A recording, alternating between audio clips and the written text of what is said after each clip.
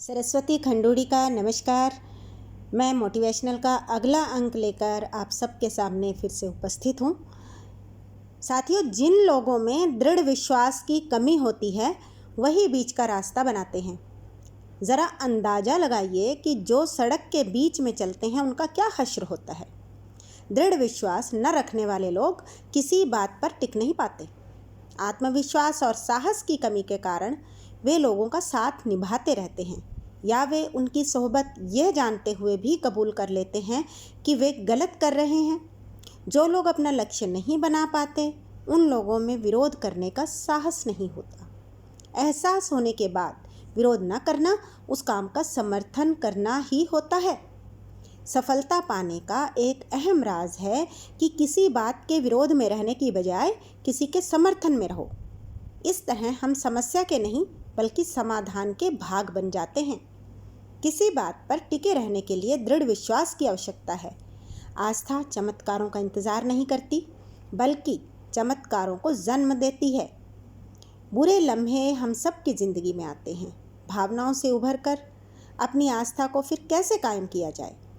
काम को अंजाम देते हम अपनी आस्था को पुनर्जीवित कर लेते हैं। और सफलता उसूलों का नाम है, और यह उसूल कुदरत के हैं। अगर हम किसी बीज को पेड़ बनने के लिए नहीं बोएंगे तो वह सड़ जाएगा। फिर आप चाहे ना चाहें, बदलाव तो होना ही है और होकर ही रहेगा, अच्छा या बुरा। ज़रूरी नहीं कि हर बदलाव की वजह से तरक्की ही हो। कभी कभी बदलाव हमें अपने स्थान से गिरा भी देते हैं।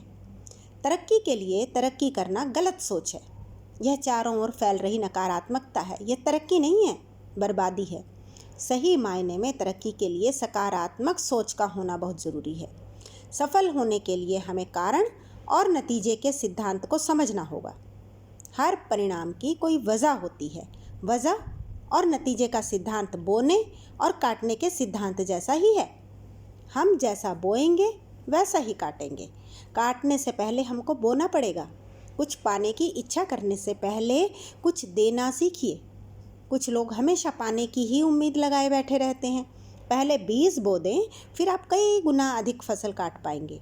सकारात्मक बीज बोएंगे तो सकारात्मकता की फसल कई गुना बढ़कर मिलेगी, और नकारात्मक बीज बोएंगे तो नकारात्मकता की फसल कई गुना बढ़कर मिलेगी।